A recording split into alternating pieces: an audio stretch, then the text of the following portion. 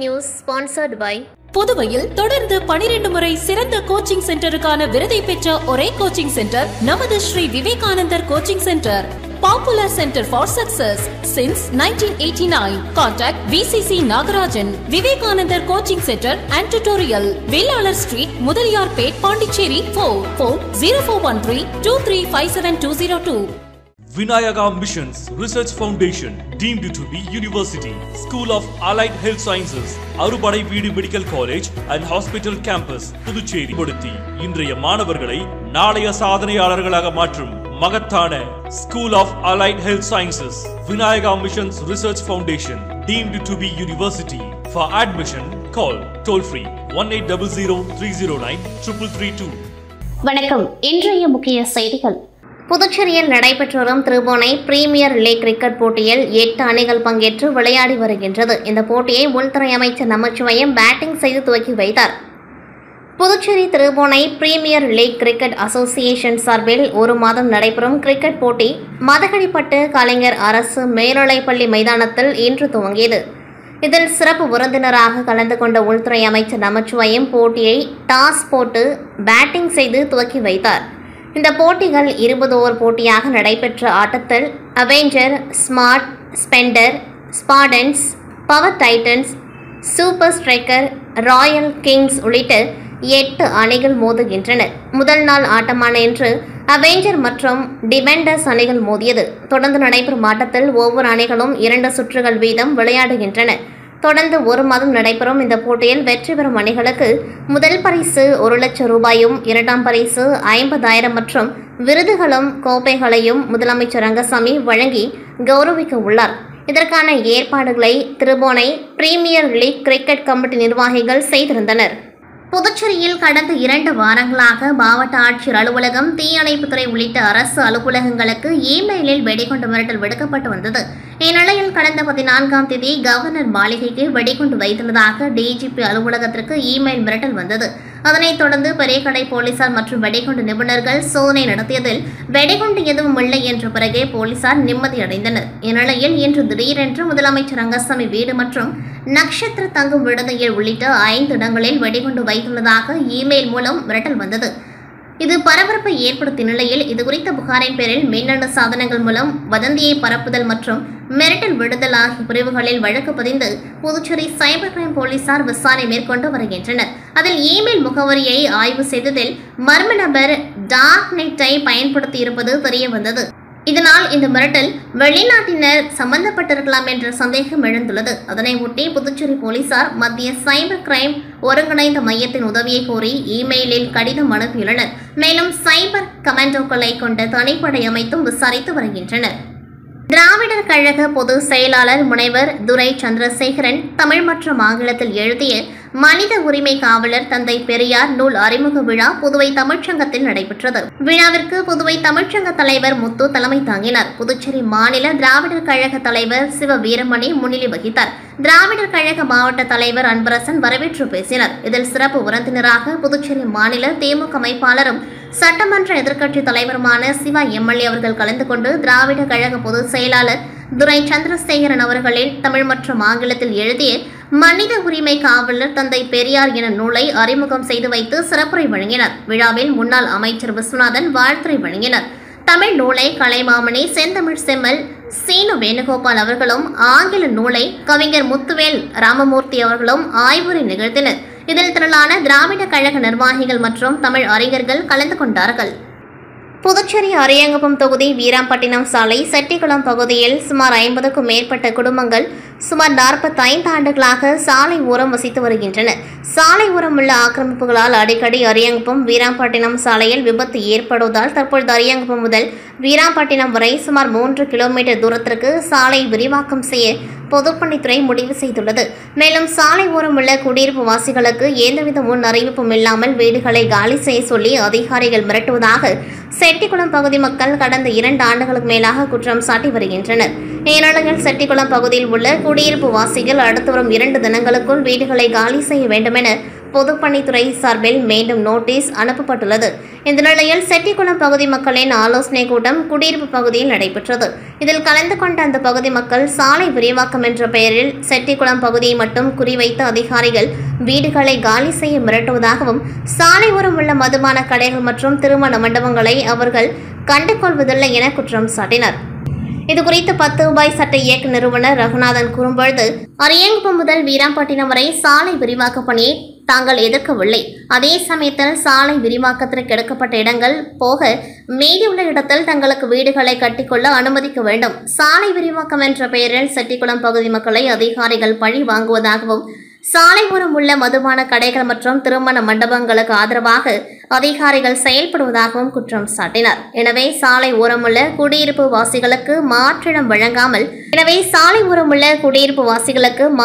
வழங்காமல் சாலை விரிவாக்க பணியை நிறைவேற்றக்கூடாது என அவர்கள் திட்டவட்டமாக தெரிவித்தனர்.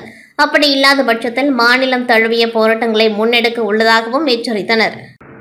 விநாயகா மிஷன் சேலம் விம்ஸ் வளாகம், சென்னை, பையனூர் மற்றும் புதுச்சேரி ஆகியவற்றில் அமைந்துள்ள அலைடு ஹெல்த் சயின்ஸ் கல்லூரியின் கண் ஒளியியல் பிரிவின் மூலம் தேசிய அளவிலான கருத்தரங்கு மற்றும் செயல்முறை திறன் மேம்பாட்டு பயிற்சியானது 2 நாட்கள் பல்கலைக்கழகத்தின் வேந்தர் டாக்டர் கணேசன் அவர்களின் வழிகாட்டுதலின்படி பாண்டிச்சேரியில் நடத்தப்பட்டது. முன்னதாக நிகழ்ச்சிக்கு வருகை புரிந்தோரை கண் ஒளியியல் பிரிவின் பொறுப்பாளர் பேராசிரியை தமிழ் சுடர் அவர்கள் வரவேற்று பேசினர். கல்லூரியின் டீன் பேராசிரியர் டாக்டர் செந்தில்குமார் முன்னிலை வகித்து தலைமை உரையாற்றினர்.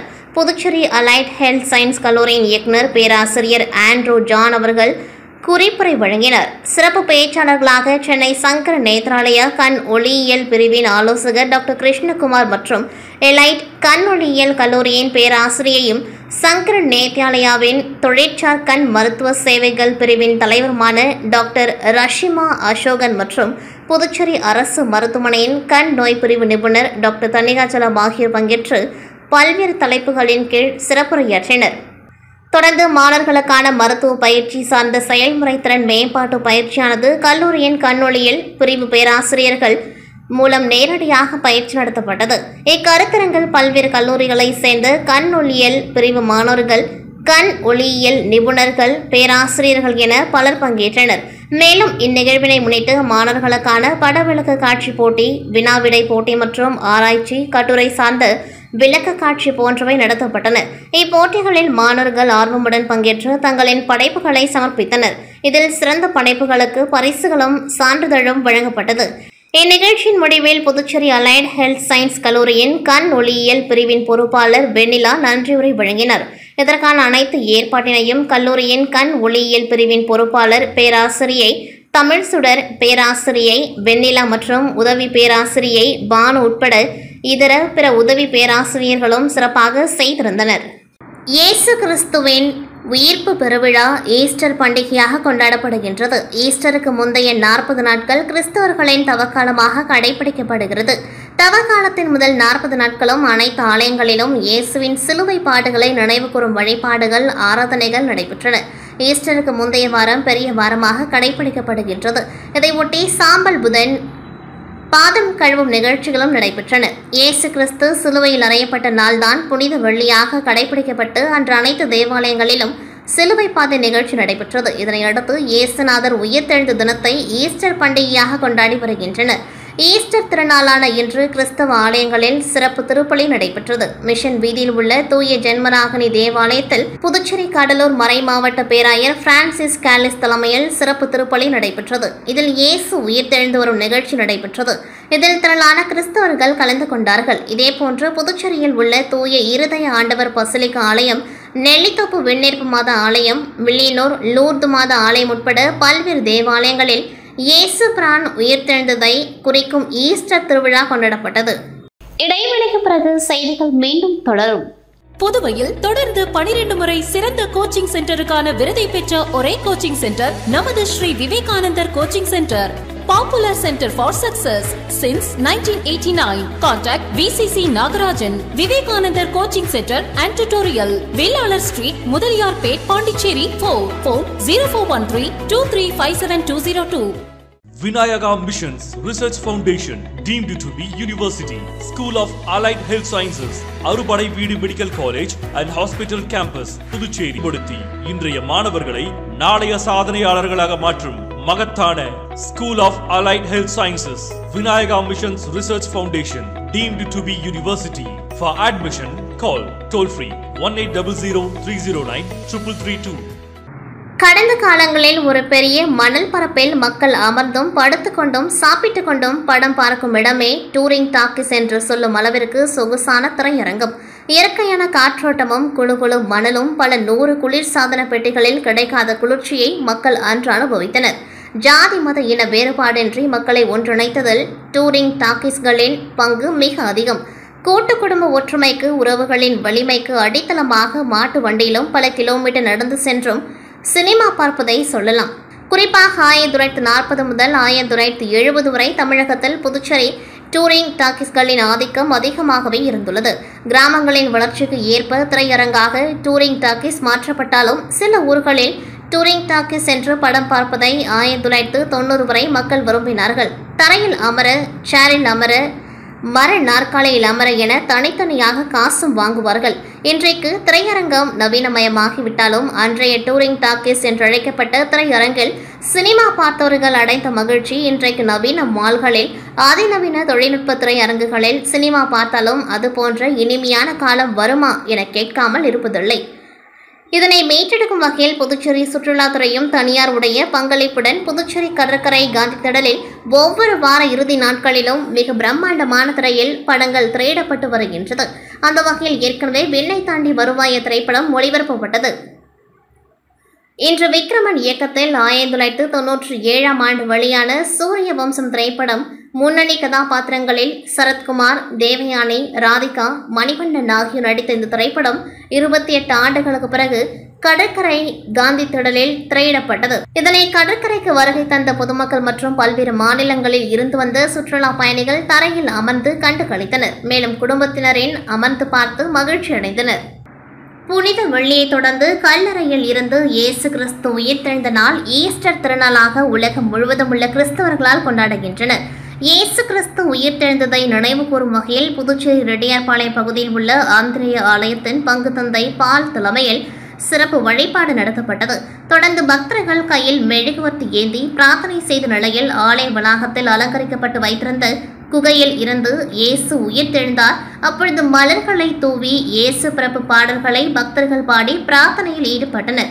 இதேபோல் புதுச்சேரியில் உள்ள புனித இருதய ஆண்டவர் பசிலிக்கா, ஜென்மராகனி மாதா ஆலயம், கப்ஸ் கோவில், நெல்லித்தோப்பு வெண்ணீர்ப்பு மாதா கோவில், வில்லியனூர், லூர்தன்னை ஆலயம் உள்ளிட்ட பல்வேறு தேவாலயங்களில் நடைபெற்ற ஈஸ்டர் சிறப்பு திருப்பலியில் ஆயிரக்கணக்கான கிறிஸ்தவர்கள் கலந்து கொண்டு பிரார்த்தனை செய்தனர். புதுச்சேரி மேட்டுப்பாளையத்தை சேர்ந்தவர் வெங்கடேசன். இவரது வாட்ஸ்அப் எண்ணிற்கு தனியார் வங்கியின் லிங்க் ஒன்று வந்தது. அதனை வெங்கடேசன் பதிவிறக்கம் செய்து தனது வங்கி விவரங்களை பதிவிட்டார். சிறிது நேரத்தில் வெங்கடேசன் வங்கி கணக்கிலிருந்து 23,000 ரூபாயை மோசடி கும்பல் எடுத்துள்ளது. இதேபோல் ரெயின்போ நகர் விக்னேஷ் விஷ்ணு என்பவரின் வங்கி கணக்கிலிருந்து 27,000, புதுச்சேரி கிழக்கு சன்னதி வீதி கிருஷ்ணகுமாரிடமிருந்து 19,500 மற்றும் ராஜேஷிடம் இருந்து 10,100 ரூபாவை மோசடி ஈடுபட்டுள்ளனர். இதுகுறித்த புகாரின் பேரில் சைபர் கிரைம் போலீசார் வழக்கு பதிவு செய்து விசாரணை செய்து வருகின்றனர். மேலும் மோசடி சம்பந்தமாக சைபர் கிரைம் இன்ஸ்பெக்டர் தியாகராஜன் கூறுகையில், வாட்ஸ்அப் குழுக்களில் தற்பொழுது SBI, CUB, ICICI, axis, HDFC வங்கிகளின் பெயர்களில் தங்களின் வங்கி கணக்கு சஸ்பெண்ட் செய்ய உள்ளதாக குறுஞ்செய்தி மற்றும் அதனுடன் ஆப் லிங்க் வந்து கொண்டுள்ளது. அது இணையவழி குற்றவாளிகள் தங்களிடம் பணத்தை பறிப்பதற்காக உருவாக்கிய போலியான லிங்க் மற்றும் செய்தியாகும். இதை யாரும் நம்ப வேண்டாம். அந்த லிங்கை கிளிக் செய்ய வேண்டாம். அப்படி நீங்கள் கிளிக் செய்தால் உங்களுடைய மொபைல் போன் ஹேக் செய்து உங்களின் வங்கி கணக்கில் உள்ள பணத்தை இழக்க நேரிடும். மேலும் பண பரிவர்த்தனை, வங்கி கணக்கு போன்றவற்றில் சந்தேகம் இருந்தால் சம்பந்தப்பட்ட வங்கிகளுக்கு நேரில் சென்று சந்தேகங்களை தீர்த்து கொள்ளுமாறு கேட்டுக்கொண்டார். நாதன் அறக்கட்டளை நிறுவனரும் முன்னாள் சட்டமன்ற உறுப்பினருமான சாமிநாதன் அவர்களின் பிறந்தநாள் விழா லாஸ்பேட்டை தொகுதி மக்களின் முன்னிலையில் நலத்திட்ட உதவிகள் வழங்கி மிகவும் சிறப்பாக கொண்டாடப்பட்டது. முன்னதாக காலையில் கீழ்புத்துப்பட்டில் அமைந்துள்ள ஸ்ரீ பராசக்தி அம்மன் ஆலயத்தில் சிறப்பு அபிஷேகம் மற்றும் சிறப்பு பூஜைகள் நடைபெற்றன. அதனைத் தொடர்ந்து கீழ்புத்துப்பட்டு கிராமம் பஞ்சாயத்து தலைவர்கள் பிறந்தநாள் வாழ்த்து தெரிவித்தார்கள். பின்பு லாஸ்பேட்டை ஸ்ரீ வள்ளி தேவசேனா ஸ்ரீ சுப்பிரமணிய சுவாமி தேவஸ்தானத்தில் சிறப்பு பூஜைக்கு பிறகு தங்கத்தேர் இழுக்கும் நிகழ்ச்சி நடைபெற்றது. அதனைத் தொடர்ந்து பெத்தசெட்டிப்பேட்டை ஸ்ரீ சித்து விநாயகர் ஸ்ரீ சிவசுப்பிரமணிய சுவாமி தேவஸ்தானத்தில் ஆளுயர மாலை அணிவிக்கப்பட்டு பூரணகும்ப மரியாதை அளிக்கப்பட்டது. தொடர்ந்து ஆலயத்தில் சிறப்பு பூஜைகள் நடைபெற்றன. பின்னர் ஊர் முக்கிய பிரமுகர்கள் அவருக்கு சால்வை அணிவித்து பிறந்தநாள் வாழ்த்து தெரிவித்தார்கள். பின்னர் மாலை லாஸ்பேட்டை ஏர்போர்ட் ரோட் சந்திப்பில் அமைந்துள்ள ஐயனார் கோவிலில் நடைபெற்ற சிறப்பு பூஜைக்கு பின் தனது ஆதரவாளருடன் விழா மேடைக்கு வந்தார். விழா மேடையில் அரசியல் பிரமுகர்கள், ஊர் முக்கிய பிரமுகர்கள் மற்றும் பொதுமக்கள் அவருக்கு சால்வை அணிவித்து பிறந்தநாள் வாழ்த்து தெரிவித்தார்கள். அதனைத் தொடர்ந்து லாஸ்பேட்டை தொகுதியை சேர்ந்த 5000 பேருக்கு முன்னாள் எம்எல்ஏ சாமிநாதன் நலத்திட்ட உதவிகள் வழங்கினார். மேலும் ஆட்டோ டிரைவர்களுக்கு சீருடை, மகளிர் தின விழாவை ஒட்டி நடைபெற்ற போட்டிகளில் வெற்றி பெற்ற பெண்களுக்கு பரிசுகள் வழங்கினார். மேலும் சாமிநாதன் பிறந்தநாளை ஒட்டி கடந்த 15 நாட்களாக நாதன் அறக்கட்டளை மற்றும் ஜாலி பாய்ஸ் குரூப் இணைந்து 30க்கும் மேற்பட்ட புதுச்சேரி மாநிலம் முழுவதும் உள்ள கிரிக்கெட் அணியினர் கலந்து கொண்ட கிரிக்கெட் போட்டி நடைபெற்றது. நடைபெற்ற போட்டியில் வெற்றி பெற்றவர்களுக்கு முதல் பரிசு 20,000, இரண்டாம் பரிசு 15,000, மூன்றாம் பரிசு ரூபாய் 10,000, நான்காம் பரிசு ரூபாய் 7,000, ஐந்தாம் பரிசாக ரூபாய் 5,000 என்று வெற்றி பெற்றவர்களுக்கு சுழல் கோப்பை வழங்கப்பட்டது. அதோடு விழாவில் பங்கேற்ற அனைவருக்கும் அறுசுவை விருது அளிக்கப்பட்டது. விழா ஏற்பாடுகளை நாதன் அறக்கட்டளை நிர்வாகிகள், இளைஞர்கள் மற்றும் பராசக்தி ஆன்மீக இயக்கத்தினர் செய்திருந்தார்கள். புதுச்சேரி சோரப்பட்டு தென்னஞ்சாலை வீதியை சேர்ந்தவர் பெரியண்ணசாமி மளிகை கடை நடத்தி வருகின்றார். இவருக்கு திருமணமாகி கௌரி என்ற மனைவியும் ஒரு மகன், 2 பெண் பிள்ளைகள் உள்ளது. இவர் கடந்த மார்ச் மாதம் 15ஆம் தேதி வீட்டில் தூக்கிட்டு தற்கொலை செய்து கொண்ட நிலையில் அவரது மனைவி கொடுத்த தகவலின் அடிப்படையில் போலீசார் அவருக்கு வயிற்று வலி காரணமாக இருந்ததாக வழக்கு பதிவு செய்து பிரேத பரிசோதனைக்கு பிறகு அவரது உடலை உறவினர்களிடம் ஒப்படைக்கப்பட்டு உடல் அடக்கம் செய்யப்பட்டது. இந்நிலையில் பெரியண்ணசாமி நடத்தி வந்த மளிகை கடையை திறக்க அவரது குடும்பத்தினர் முடிவு செய்து கடையை திறந்தபொழுது பெரியண்ணசாமி கைப்பட எழுதிய கடிதம் கிடைத்தது. அதில் என் சாவிற்கு யாரும் காரணமில்லை, வேடாஸ் லோன் எடுத்து மாதம் கட்டினேன், இருந்தாலும் கடினம் தாங்கவில்லை, வீட்டில் வந்து தொல்லை கொடுத்தனர், அதன் முடிவுதான் இது என அதில் குறிப்பிட்டிருந்தது. தனது கணவர் கடந்த 2 மாதங்களாக உடல்நிலை சரியில்லாததால் தான் தற்கொலை செய்து கொண்டதாக எண்ணிய கௌரிக்கு இந்த கடிதம் அதிர்ச்சி ஏற்படுத்தியது. உடனே இது குறித்து கௌரி திருக்கனூர் காவல் நிலையத்தில் தற்கொலைக்கான கடிதத்தோடு புகார் அளித்துள்ளார். அதில் தனது கணவர் பெரியண்ணசாமி கடந்த 2020ஆம் ஆண்டு வீட்டு பத்திரத்தை அடமானம் வைத்து ரூபாய் 8 லட்சம் வெரிடாஸ் என்கின்ற தனியார் பினான்ஸ் நிறுவனத்தில் கடன் பெற்று அதனை வட்டியுடன் சரியாக கட்டி வந்த நிலையில் சில மாதங்களாக தாமதமாகியதாகவும், மேலும் உடல்நிலை சரியில்லாததால் 2 மாதங்களாக கடன் தொகையை கட்டாததால் கடனை வசூல் செய்ய வந்த கலெக்ஷன் ஏஜென்ட் முருகன் என்பவர் மளிகை கடை மற்றும் வீட்டிற்கு வந்து தரக்குறைவாக பேசியதோடு வீட்டிற்குள் வந்து அமர்ந்து கொண்டு வீட்டை விட்டு செல்ல மறுத்து தொடர் தொல்லை கொடுத்ததோடு அவரது மேனேஜர் ஜெயச்சந்திரன் என்பவரும் தொடர்ந்து தொல்லை கொடுத்ததால் தனது கணவர் தற்கொலை செய்து கொண்டார். எனவே கலெக்ஷன் ஏஜென்ட் மற்றும் மேனேஜர் ஆகிய இருவர் மீது நடவடிக்கை எடுக்க வேண்டும் என புகாரில் குறிப்பிடப்பட்டிருந்தது. தற்பொழுது இது குறித்து திருக்கனூர் போலீசார் தீவிர விசாரணை மேற்கொண்டு வருகின்றனர். இச்சம்பவம் புதுச்சேரியில் பரபரப்பை ஏற்படுத்தியுள்ளது. புதுச்சேரி தவளக்குப்பம் அருகே உள்ள என்ஆர் நகர் பகுதியை சேர்ந்தவர் சுந்தர். இவருக்கு திருமணமாகி செல்வி என்கின்ற மனைவியும் மணிபாலன் என்ற மகனும் உள்ளனர். அதிகமாக மது குடிக்கும் பழக்கம் கொண்ட சுந்தர் கோவில் பூஜைகளில் சாமியாடி குறி சொல்லி அதில் வரும் பணத்தின் மூலம் வாழ்க்கை நடத்தி வந்துள்ளார். இந்நிலையில் கடந்த சில வருடங்களுக்கு முன் இவரது மனைவி செல்வி விவாகரத்து பெற்ற நிலையில் மகனும் திருமணமாகி கிருமாம்பாக்கத்தில் வாடகை வீட்டிற்கு குடியேறியதால் முதியவர் சுந்தர் மற்றும் தனிமையில் வசித்த நிலையில் இன்று அதிகாலையில் சுந்தர் அவரது வீட்டின் அருகே இரத்த வெள்ளத்தில் பிணமாக கிடந்துள்ளார்.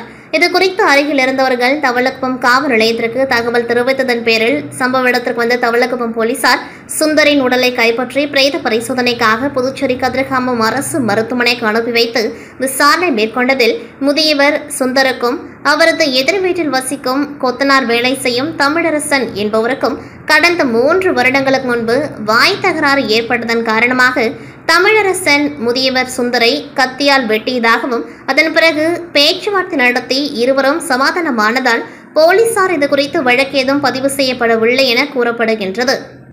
ஆனால் இருவருக்கும் பகை தொடர்ந்துள்ளது. அடிக்கடி இருவரும் தகராறில் ஈடுபட்டுக் கொள்வதை வழக்கமாக கொண்டுள்ளனர். இந்நிலையில் நேற்று நள்ளிரவு மீண்டும் இருவருக்கும் வாய் தகராறு ஏற்பட்டதன் காரணமாக தமிழரசன் முதியவர் சுந்தரை தகாத வார்த்தையால் திட்டி அருகிலிருந்து கிரைண்டர் குழவி கல்லை தூக்கி தலையில் போட்டு கொலை செய்ததாக முதற்கட்ட விசாரணையில் தெரியவந்ததை அடுத்து தவளக்குப்பம் போலீசார் கொத்தனார் தமிழரசனை கைது செய்து அவரிடம் விசாரணை மேற்கொண்டு வருகின்றனர். இச்சம்பவம் அப்பகுதியில் பரபரப்பை ஏற்படுத்திய நிலையில் அவரது உறவினர்கள் முதியவரின் உடலை கண்டதும் கதறி அழுதது அப்பகுதியில் சோகத்தை ஏற்படுத்தியுள்ளது.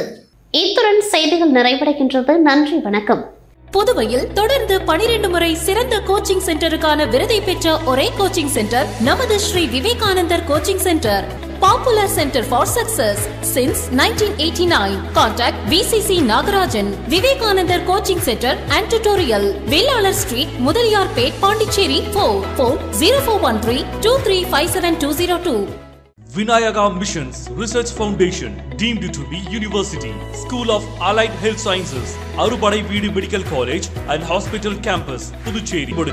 இன்றைய மாணவர்களை நாளைய சாதனையாளர்களாக மாற்றும் மகத்தான School of Allied Health Sciences, Vinayaka Missions Research Foundation deemed to be University. For admission, call toll free 1800 309 3332.